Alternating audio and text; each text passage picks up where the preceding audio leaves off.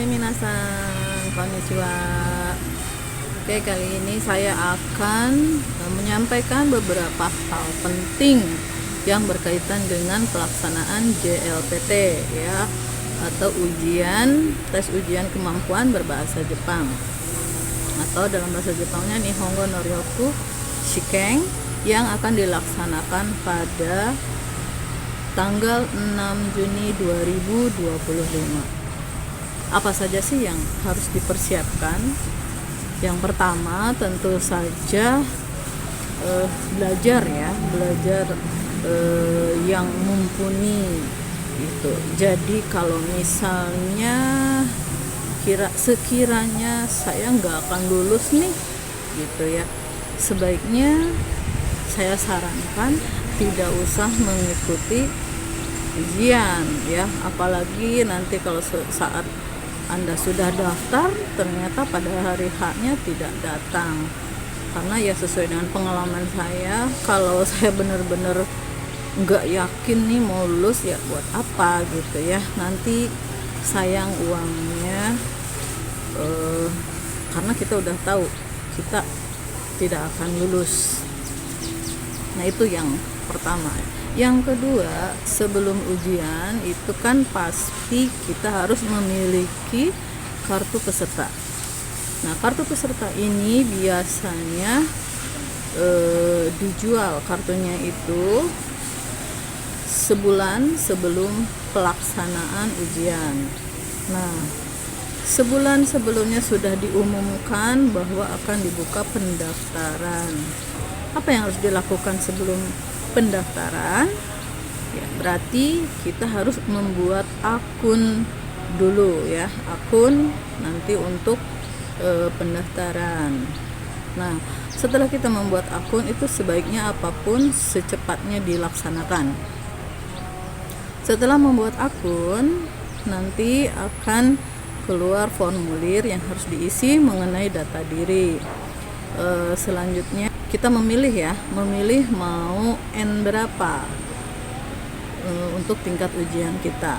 Nah, setelah itu nanti akan keluar biaya yang untuk dibayarkan berbeda tiap tingkatannya.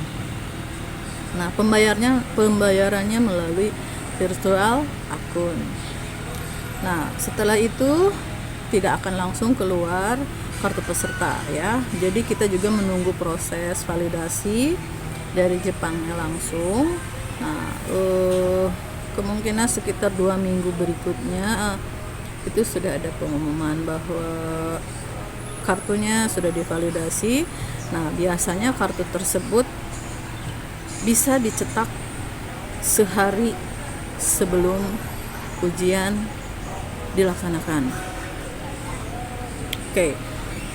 Untuk pencetakan kartu ujian atau kartu peserta itu kita buka lagi emailnya. Nah, di email tersebut nanti ada keterangan gitu ya untuk di print.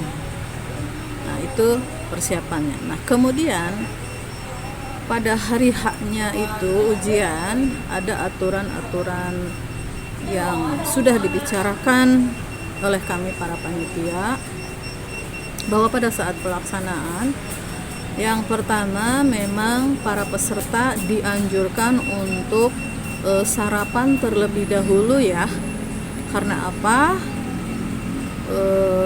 Pada ujian kali ini khususnya yang di Bandung, yang di Jatinangor, itu kami sudah membuat kebijakan bahwa selama ujian berlangsung peserta tidak diperkenankan meninggalkan ruangan kecuali untuk hal-hal penting ya, misalnya mau ke toilet atau ada urusan keluarga, itu pun harus konfirmasi dulu dengan petugas pengawas ruangan.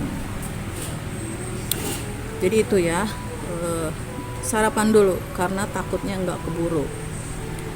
Yang diperkenankan di ruangan itu hanya minum. Kemudian berikutnya adalah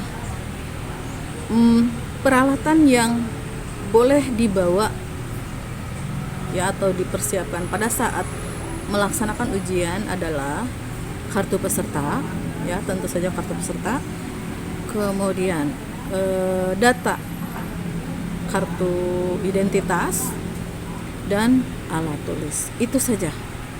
Selebihnya headset itu disimpan kemudian di dalam tas ya, kemudian HP dimatikan, smartwatch ya itu juga harus dimatikan dan dimasukkan ke dalam tas. Tasnya akan dikumpulkan di depan ruang ujian. Jadi seperti itu ya.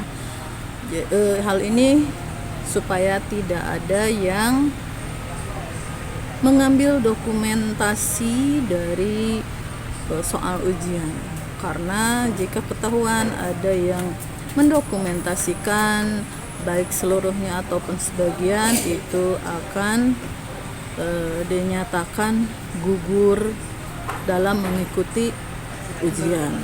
Keempat, tidak boleh mengganggu peserta lain, kemudian tidak diperkenankan menjadi joki. Jelas-jelas itu akan dianulir.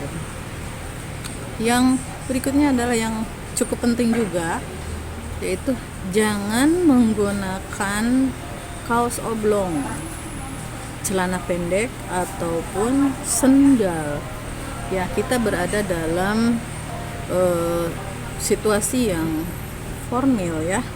Jadi jangan sampai disamakan dengan di rumah. Jangan pakai kaos oblong. Maaf, itu kurang sopan. Ya, jadi itu juga bisa dikeluarkan dari ruangan. Oke, demikianlah hal-hal yang harus dipersiapkan ketika akan mengikuti ujian JLPT. Tetap semangat, gambatte kudasai.